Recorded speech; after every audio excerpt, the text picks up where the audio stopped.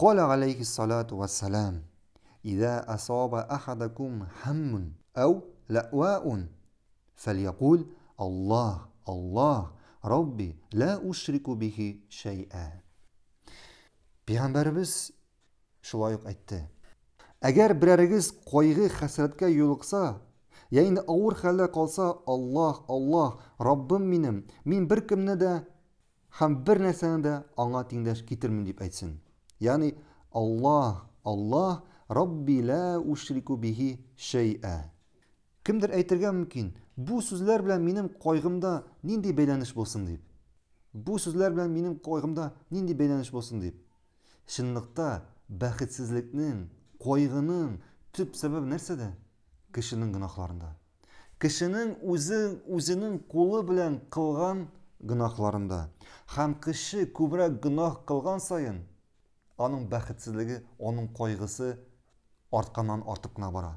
Ham kishi Allohga yaqinaygan sayin, kishi gunoh qilgan u Allohdan yiroqaya.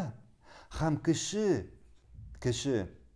Allah'a yakınaygan sayın, günahların kimitken sayın, onun qo'yg'isi mingzori kimi ham kerisincha ko'nglida rahatlik, ko'nglida baxt, shodlik borliqqa kela boshlaydi.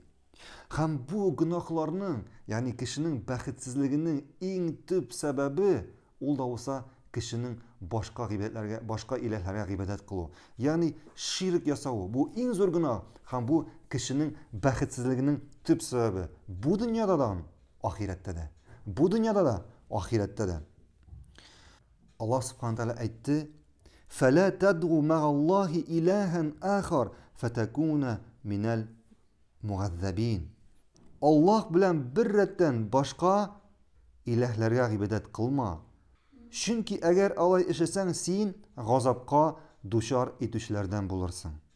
Demak, kishi gunoh ishlagan sayin, birakda shirk, Allohdan boshqa g'ibatlarga, Allohdan boshqa ilahlarga g'ibodat qilgan sayin, onun qo'yg'isi ortqandan orta boracak. Ham ul dinga, Allohga yaqinaygan sayin, onun ko'nglida rahatlik, baxtlilik borliqqa kelacak.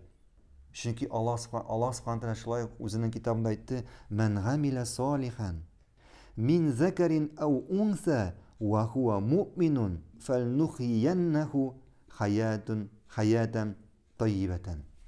Kimda kim izgi amallar qila, xotin qizlardan bo'lsinmi, er kishilardan bo'lsinmi, u mu'min diyor Allah subhanahu taala. Bizning umrin xayrli, baxtli ömürlerden yitiririz deyip.